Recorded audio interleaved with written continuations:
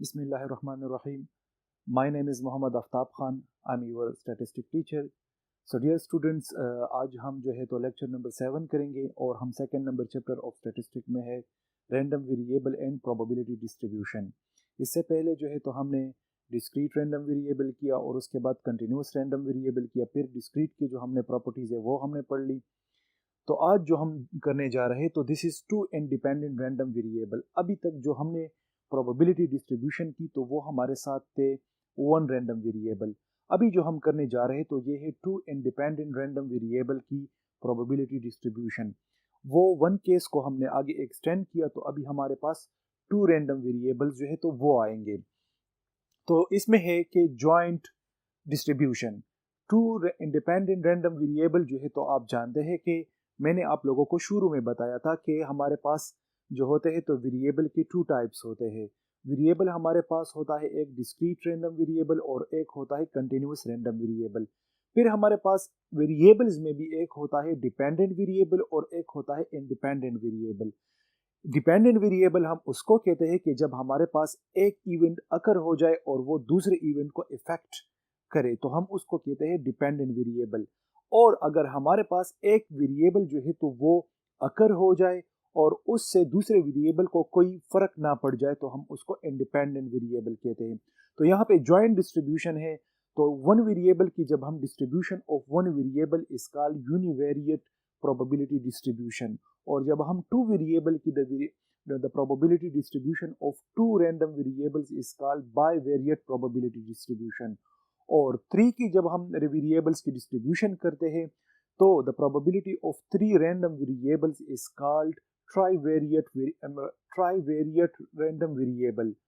और जब हम फोर वेरिएबल्स की प्रोबेबिलिटी डिस्ट्रीब्यूशन करते हैं तो उसको हम कहते हैं the probability of more than three random variables is called multiple probability distribution, हम उसको कहते हैं। तो यहाँ पे जो हम आज करने जा रहे हैं तो this is the bivariate probability distribution. Bivariate probability distribution में हमारे पास टू रैंडम वेरिएबल्स होते हैं।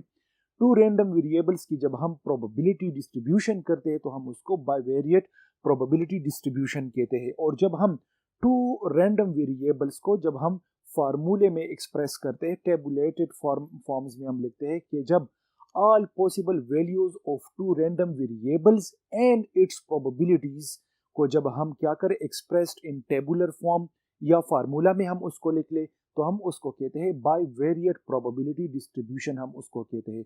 तो हम यहाँ पे मैं एक टेबल बनाऊंगा, उस टेबल में जो है तो जब हमारे पास x and y, let suppose x and y हमारे पास रैंडम वेरिएबल्स है, ये टू वेरिएबल्स हमारे पास है और इसकी जब हम प्रोबेबिलिटी डिस्ट्रीब्यूशन करेंगे तो उसको हम किस तरह टेबल में पुट करते हैं। तो टेबल यहाँ पे मैंने बनाया हुआ है।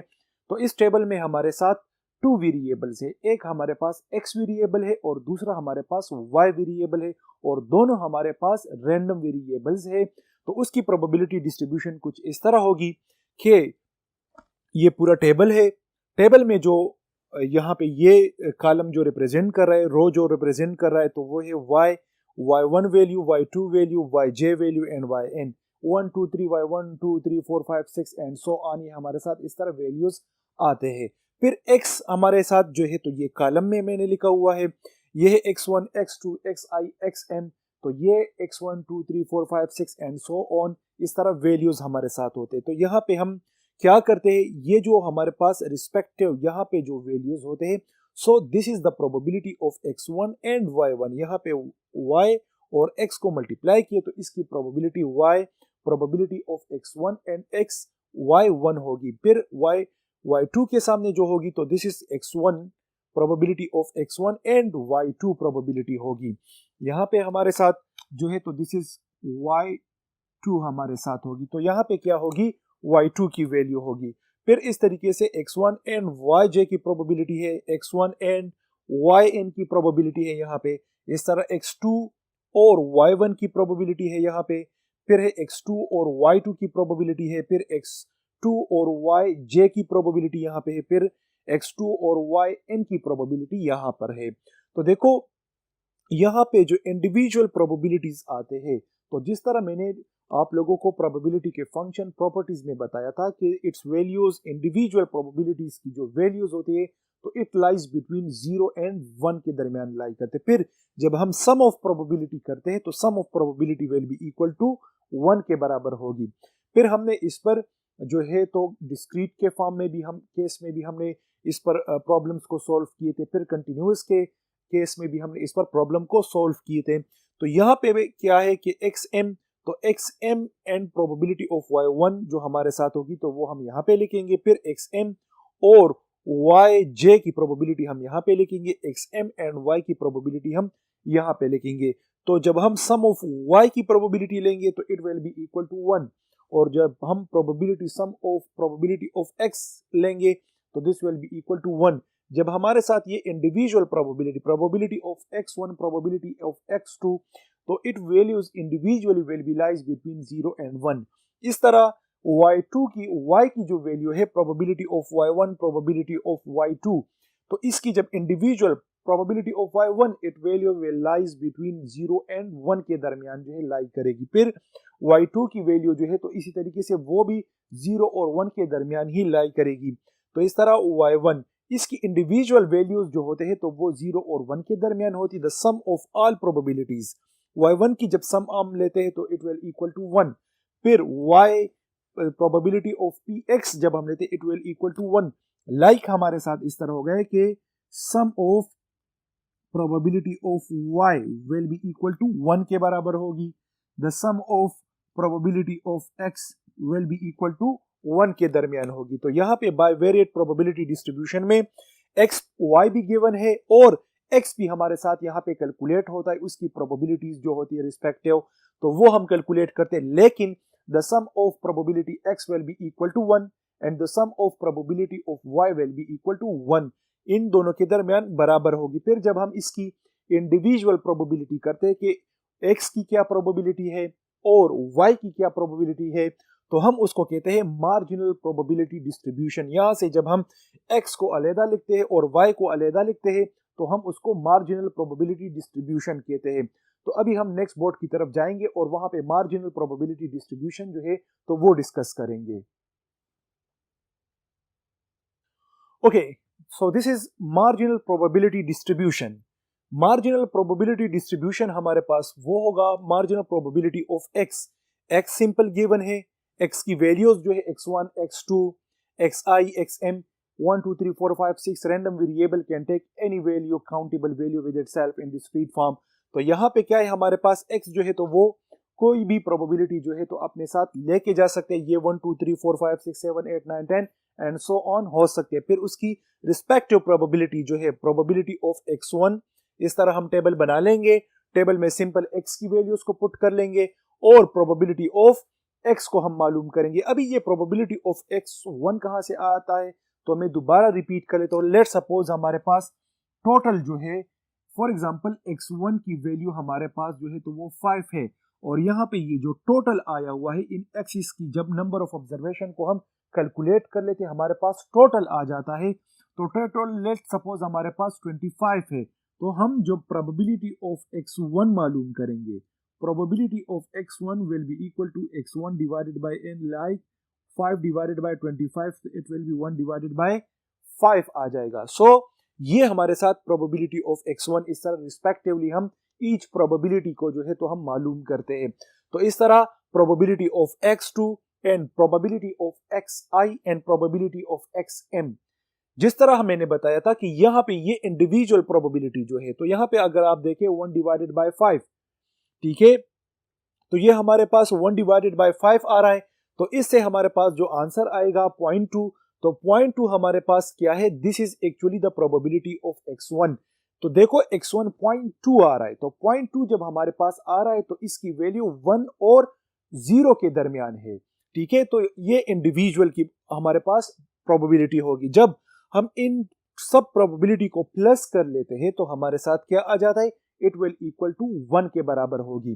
तो यहां पे हमने क्या किया, मार्जिनल प्रोबेबिलिटी ऑफ x की टेबल हम इस तरह बनाएंगे, फिर जब हम इसको सेपरेट करेंगे मार्जिनल प्रोबेबिलिटी ऑफ y जो हमारे साथ है तो y की भी हम इस तरह x, जिस तरह x की प्रोबेबिलिटीज हमने क्लासिफाई किया, इसी तरीके से हम y की भी प्रोबेबिलिटीज को हम क्लासिफाई करेंगे, उसके रिस्पेक्टिव वैल्यूज जो आई हुए उसकी और उसकी रिस्पेक्टिव प्रोबेबिलिटीज के वैल्यूज को हम जो है तो क्लासिफाई करेंगे सेपरेट। जब हमने किया तो y, y1, y2, yj and yn आ गया। फिर इसकी respective probability of y1, probability of y2, probability of yj, probability of yn। तो ये अगर हम इंडिविजुअल प्रोबेबिलिटी बिल्कुल इसी तरह जिस तरह इसका हमने किया, जब इसकी हम इंडिविजुअल प्रोबेबिलिटी लेंगे तो उसकी वैल्यूज जो है तो वो लाई करेगी बिटवीन 0 एंड 1। और जब हम सम ऑफ ऑल प्रोबेबिलिटीज लेंगे like the sum of probability of y, it will equal to 1 के बराबर होगा। This is sum, the total of probability y will be equal to 1 के बराबर होगी। सो ये था marginal probability distribution.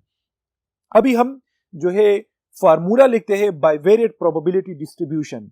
Bivariate probability distribution, you people know कि the all possible values of two random variables with their probabilities is expressed in tabular form. So this is called bivariate probability distribution। हम उसको कहते हैं कि जब two variables हमारे पास हो और उसके हम रिस्पेक्टिव प्रोबेबिलिटीज को टेबल फॉर्म में लिख ले या हम उसको फार्मूले फॉर्म में लिखे तो उसको हम कहते हैं बाइवेरिएट प्रोबेबिलिटी डिस्ट्रीब्यूशन, हम उसको कहते हैं।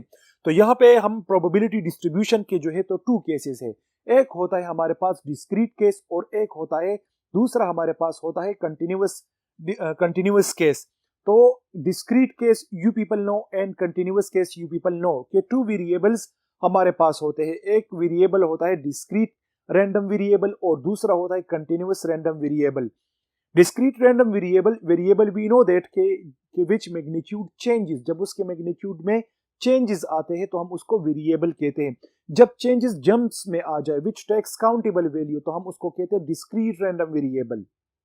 और जब वेरिएबल कंटिन्यूअसली कनेक्टिविटी के साथ उसमें चेंजेस आ रहे हो तो हम उसको कहते हैं कंटिन्यूअस रैंडम वेरिएबल, हम उसको कहते हैं।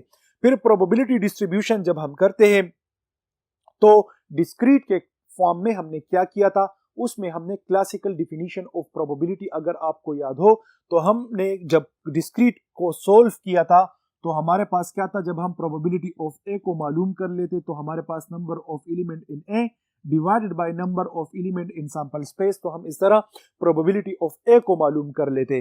तो यहाँ पे जो हमारे पास है कि प्रोबेबिलिटी ऑफ ये हम किस केस में करते, ये जो है तो हम डिस्क्रीट रैंडम वेरिएबल के केस में करते। फिर कंटिन्यूअस रैंडम वेरिएबल के केस में हम क्या करते, उसमें हम इंटीग्रेशन लिया करते थे। तो यहाँ पे क्या है, probability of x y bivariate, हमारे पास टू रैंडम वेरिएबल जब आ जाए।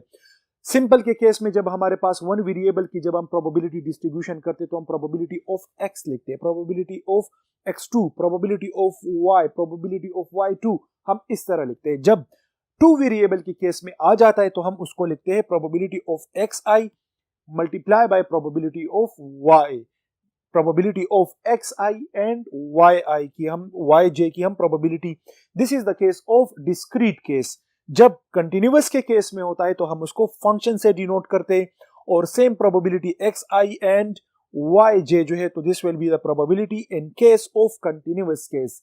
तो ये हमारे पास कंटिन्यूअस केस में होता है। फिर independence of two random variable, जब हमारे पास टू रैंडम वेरिएबल होते हैं, जब हम उसको मल्टीप्लिकेशन फॉर्म में लिखते हैं तो function of xi and yj will be equal to function of xi multiply by function of yj। This is i की जगह पर हम 1 2 3 4 the variable takes the value, countable value with itself like 1 2 3 4 5, j the y random variable is taking these value with itself like j is equal to 1 2 3 4 5। like अगर हम इस तरह के देखें कि i is equal to 1 2 3 4 और j 1 2 3 4 and so on, so i and j is taking these value with itself, this is the random variable। तो यहां पे क्या है, function of xi and yi is equal to function of x multiply by function of y के बराबर होगी।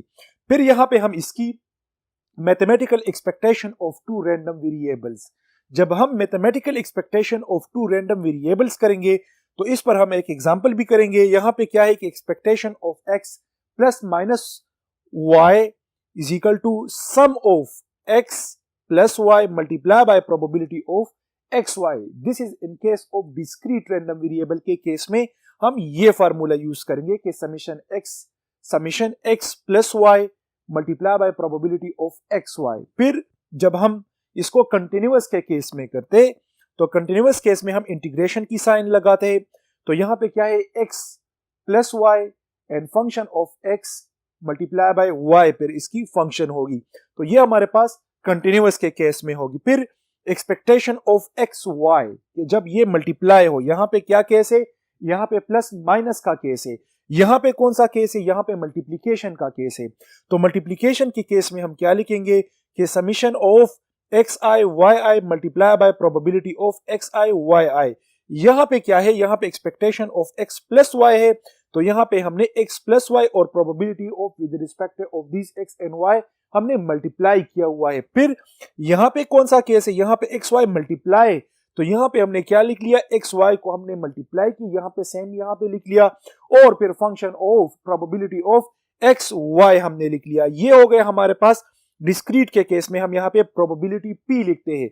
लेकिन जब हमारे पास क्या होता है, कंटिन्यूअस के केस में आ जाता है, तो हम उसमें इंटीग्रेशन जो है तो वो इंप्लीमेंट करते हैं. इंटीग्रेशन के केस में एक्स वाई मल्टीप्लाई हम सेम यहां पे लिख लेंगे, और फिर यहां पे जस्ट p की जगह पर जब हम डिस्क्रीट के केस में लिखते हैं तो यहां पे क्या है, this is the case of continuous random variable, तो यहां पे हम फंक्शन को अप्लाई करते हैं, तो function of x y with respect to integration of dxi and with respect to y random variable, तो हम ये लिखते हैं कंटिन्यूअस के केस में लिखते हैं. अभी हम इस पर टू जो है इसकी properties of mathematical expectation of random variable जो है वो हम करेंगे. तो आइए नेक्स्ट बोर्ड की तरफ जाते हैं. So dear student, this is the properties of mathematical expectation of two random variable. Two random variable हमारे साथ x एंड y है कि जब हम इसकी expectation of x plus y करेंगे तो it will equal to expectation of x plus expectation of y के बराबर होगी.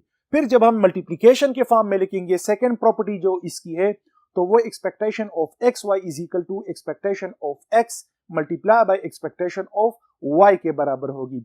सो हमने यहाँ पे क्या सीख लिया कि properties of mathematical expectation of two random variable. तो हम we have two random variable x and y. जब हम इसकी एक्सपेक्टेशन लेते हैं तो expectation of x plus y के केस में it will equal to expectation of x plus expectation of y के बराबर होगी. फिर जब हम इसकी मल्टीप्लिकेशन के केस में जब हम इसकी एक्सपेक्टेशन को लेते हैं, expectation of x Y will be equal to expectation of X multiply by expectation of Y की होगी. तो ये हमारे पास टू प्रॉपर्टीज है mathematical expectation of two random variable के केस में. तो यहाँ पे हम इस पर एक एग्जांपल कर लेते हैं, तो एग्जांपल के बाद आप जो है तो इन प्रॉपर्टीज को अच्छी तरह समझ लेंगे.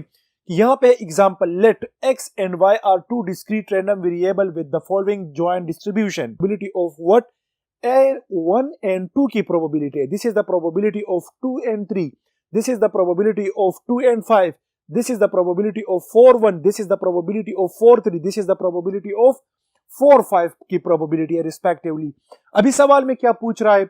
सवाल में पूछा जा रहा है कि find expectation of x, expectation of y, expectation of x plus y, expectation of 2x minus 3y, expectation of xy. इसको हमने फाइंड करना है. तो हमने क्या करना है, इस टेबल को हमने ब्रीफली यहाँ पे लिख लिया, सेम टेबल को हमने यहाँ पे पुट किया, फिर प्रोबेबिलिटीज रिस्पेक्टिव प्रोबेबिलिटीज जो है तो वो हमने लिख ली. तो यहाँ पे क्या है, this is the probability of 2 1, this is the probability of 2 3, this is the probability of 2 5 and this is the probability of 4 1. And 0.30 is the probability of 4 and 3 and 0.15 is the probability of 4 and 5 हमारे साथ है. तो यहाँ पे इस column में हमने probability of x और नीचे जो हमारे पास रो आ रहा है सबसे लास्ट में, तो उसकी हम सम लेंगे. This will be the probability of y. हमने क्या किया, 0.10 plus 0.20 plus 0.10 it will equal to 0.40.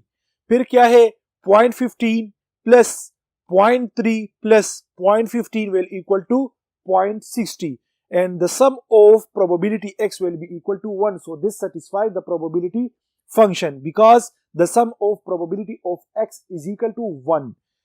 Probability of y यहाँ पे क्या है 0.10 प्लस 0.15 वेल 0.25, 0.20 प्लस 0.30 0.50 के बराबर है, 0.10 plus 0.15 will equal to 0.25. So 0.25 plus 0.50 plus 0.25 will equal to 1. So this the sum of all probabilities of y will be equal to 1 के बराबर होगी। तो y और x की प्रोबेबिलिटी 1 की बराबर है। सो दोनों जो है हमारे साथ प्रोबेबिलिटी डिस्ट्रीब्यूशन की जो कंडीशंस है, जो प्रॉपर्टीज है, उसको सेटिस्फाई कर रहा है। देखो इंडिविजुअल की जो प्रोबेबिलिटी है, it value lies between 0 and 1 and the sum of all probabilities is equal to 1 के बराबर है। सो ये टू कंडीशंस को सेटिस्फाई कर रहा है। यहां पे हम सबसे पहले क्या करेंगे कि एक्सपेक्टेशन ऑफ x को फाइंड करेंगे। So the expectation of x is equal to summation x probability of x के बराबर है। तो summation x probability of x ये किसके बराबर है? देखो यहां पे क्या है, summation x probability of x, तो ये किसके बराबर होगी?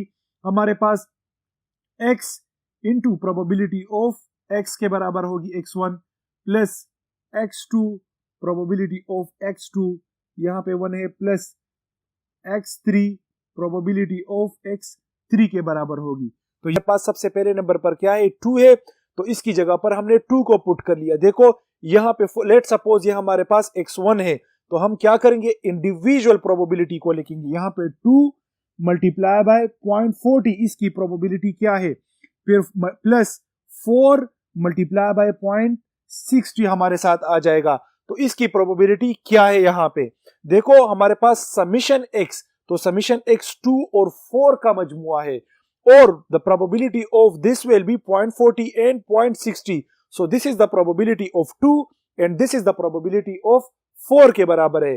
तो यहाँ पे क्या है एक्सपेक्टेशन ऑफ x, क्या है हमारे पास sum of x 2 multiply by its probability, तो यहाँ पे क्या है 2 multiply by 0.40 plus 4 multiply by 0.60, तो यहाँ पे क्या है 4 मल्टीप्लाई बाय 0.60, तो 2 multiply by 0.40 will equal to 0.80 plus 4 multiply by 0.60 is equal to 2.40। तो जब हम इसको प्लस कर लेते हैं तो 3.2 आ जाता है। So this 3.2 is what, this is the expectation of x होगी। क्या है? Expectation of x is equal to 3.2 के बराबर है।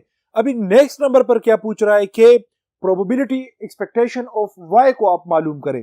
सो expectation of y is equal to summation y multiply by probability of y के बराबर है। तो हमारे साथ y की जो वैल्यू है तो वो क्या है 135, तो 1 की प्रोबेबिलिटी क्या है 0.25, 3 की प्रोबेबिलिटी क्या है 0.50, 5 की प्रोबेबिलिटी क्या है 0.25।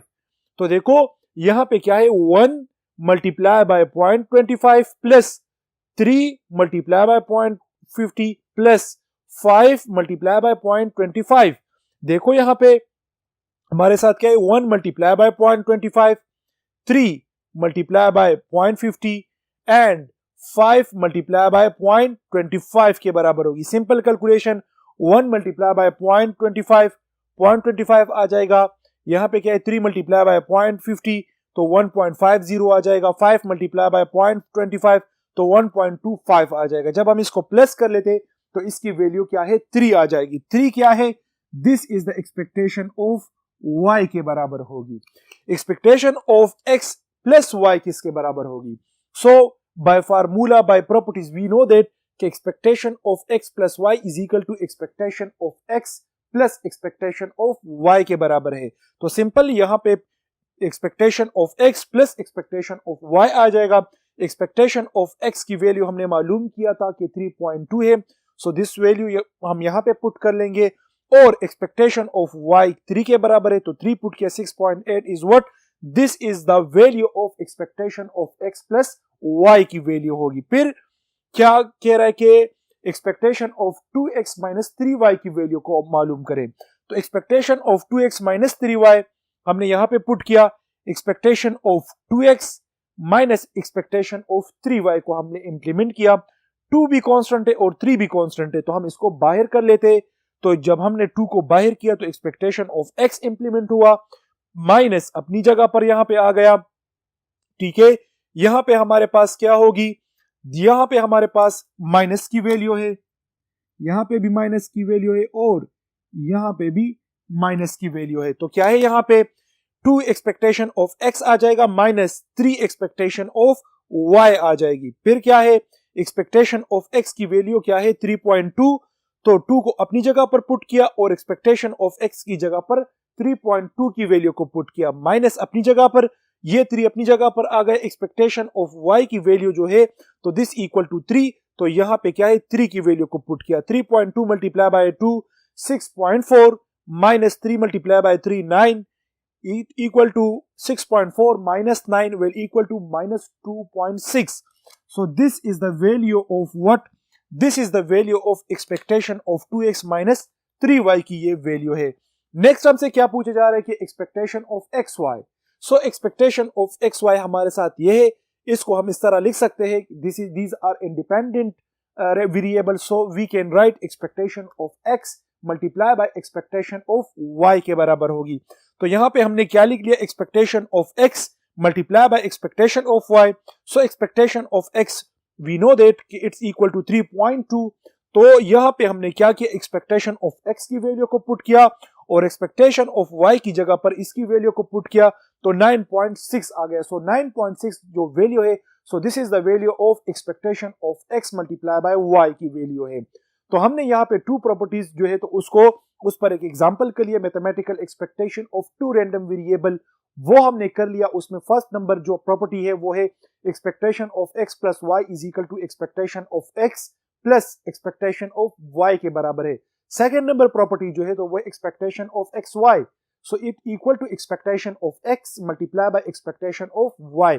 तो इस पर जब हम एग्जांपल करते तो सबसे पहले हम एक्सपेक्टेशन ऑफ x को मालूम कर लेते, फिर उसके बाद expectation of y, then we can easily find the expectation, the value of expectation of x plus y and expectation of xy।